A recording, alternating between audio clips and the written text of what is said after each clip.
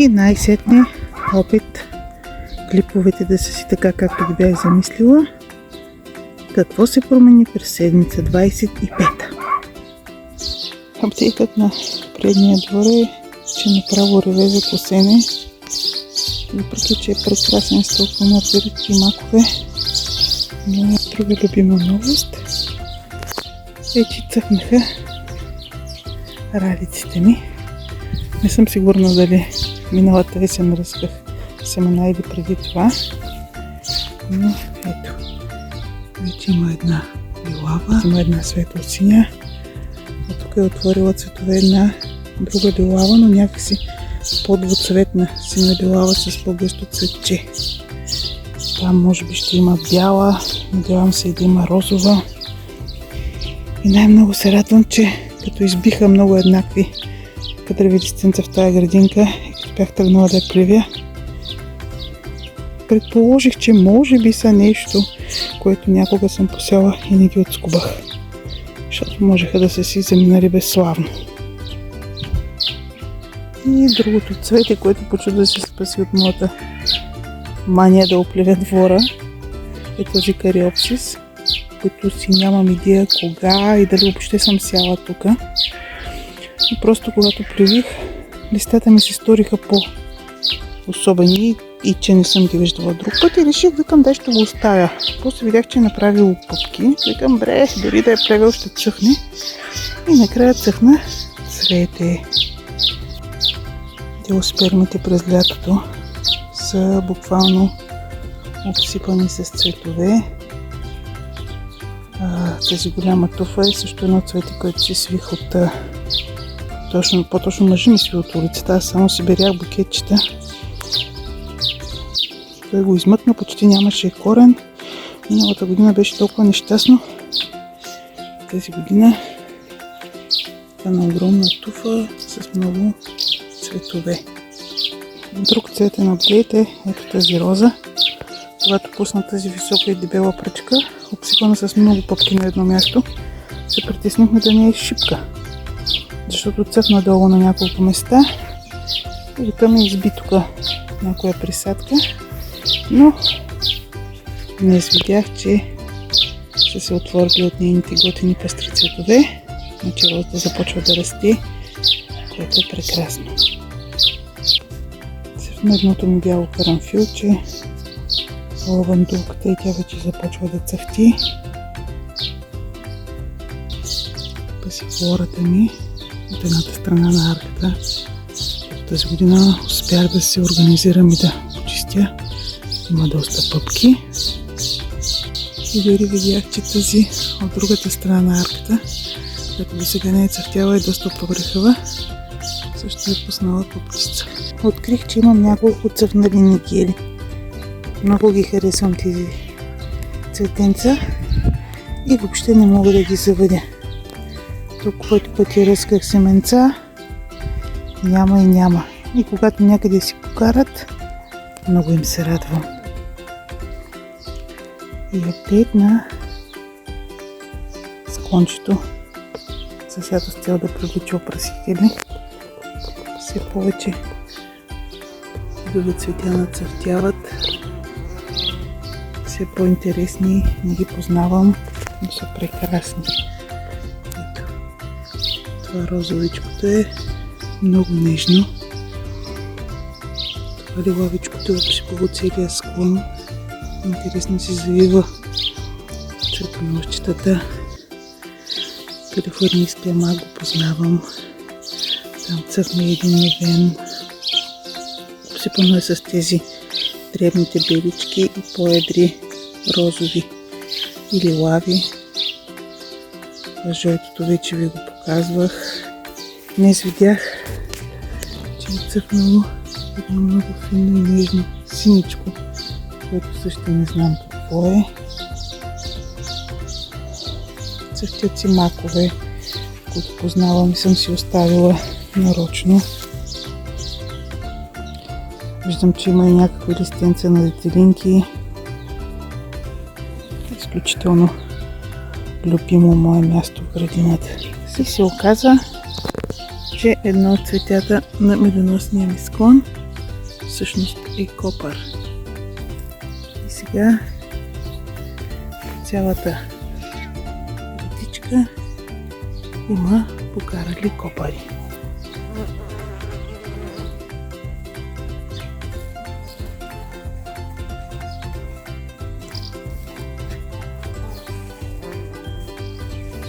Като добавим и огромния трън, който си запазих, който бях доста постригала, но той е пак доста ноедрия,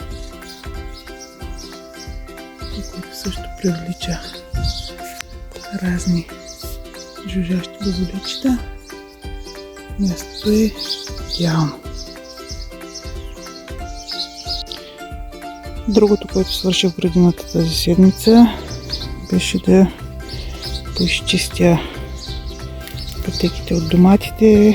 Да, имаше много макове, които още цъфтяха. Общо взето е прекалено влажно и доматите трябва да могат да дишат, да се наложи, пък и да може да се минава спокойно, да си поизчистя пътеката. Доматите, горките още не съм стигнала до връзване, за колтучене пък още да не говорим. Обаче тортичките охранители цъфнаха и невените охранители също цъфтят.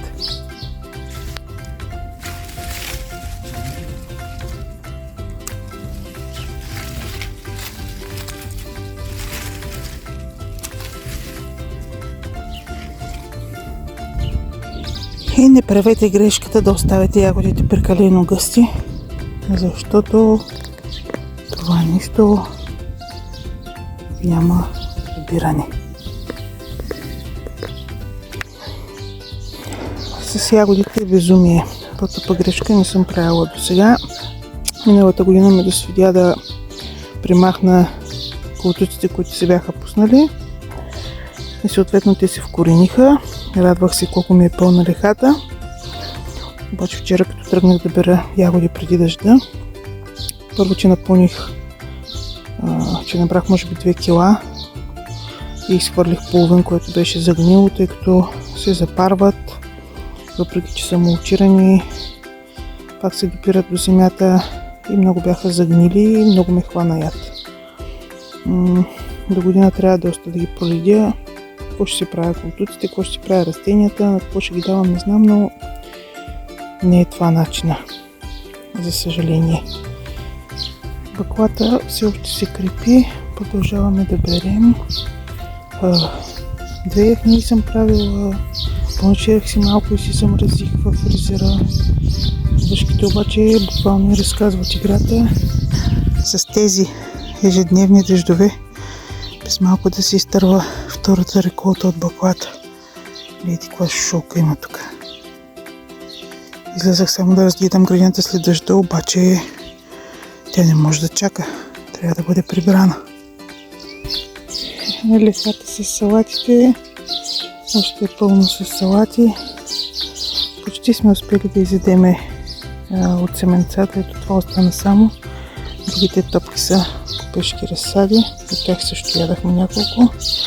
Но всяко освободено местенце, разбира се, се заема с нови неща. Ето тук подсявахме едни безхолови домати, които дадоха на мъжа ми. А ето последната новост са черетата от колешката. Тук има вече плодче. Ето това тук също има оформени плодчета, което е супер. Котийките ми цъфтят, тортите и те започнаха да цъфтят. Сега видях, че този многоетажен лук, за който си мислех, че отгоре пуска само луковички, всъщност може да пуска едновременно луковички и едновременно цветове. Не бях виждала, че прави така. Червеният трендафил, който ми дадаха комшиите, вече цъфти. Има още един цъфнал. И този също е доста нацъфтял. Чакам с нетърпение да станат големи и да се качат по оградата. Краставиците, след като чуха 100 заплахи от моята уста, вече се отсрамиха. Двата вида си поникнаха на всички места. А отзад крокодилките и корнишоните от 6 места са покарали на 5. Дори копъра отпред се развива, което е невероятно.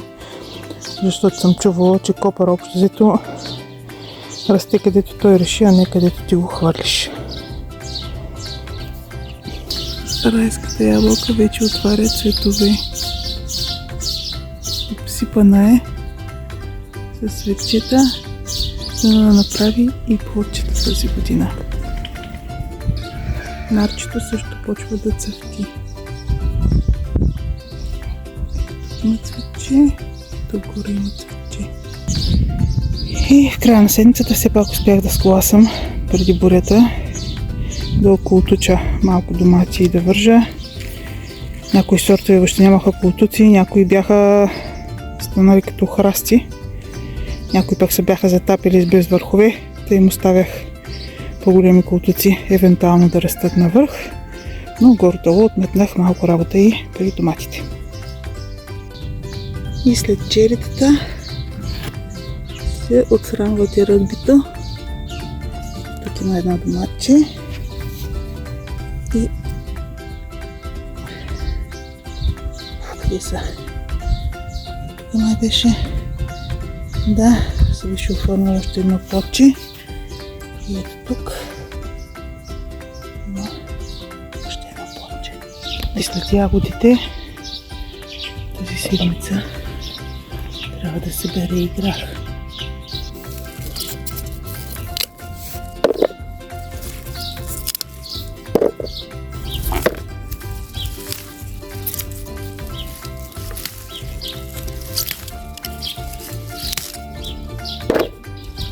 Тая година явно спокойно можем да се изхранваме с бобове.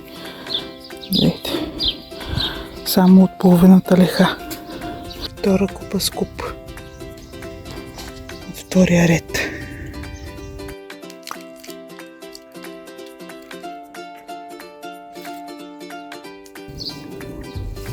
И още малко от въшлясалата бакла.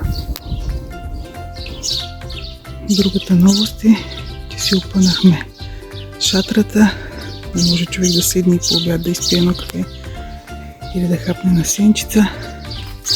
Малко скрихме на вратчетата кацалките, но ще си търсят друго място. Опънахме две нещастни лампички с соларно панелче оптимо. Не светят особено силно, но си файдица. И мъжа ми закачи сушилката за билки и подправки.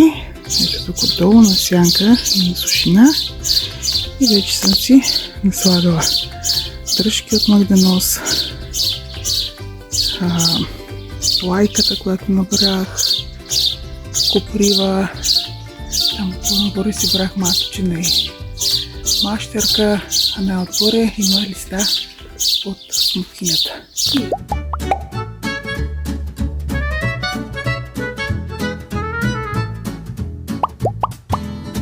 И ето, и аз се виждам тук. Здравейте! Гледайте какво става. Делишъс. С тези ежедневни... С прекъснато ходя, мачкам. Тук има една изгнила брусельска пресъл. Фокусирай. И жълтичка. Сусам някакъв. Не сусам, синап. Отварям си шкафа да си пребера чиниите от сушилката. И вътре то не се вижда особено охлюс. Айде стига.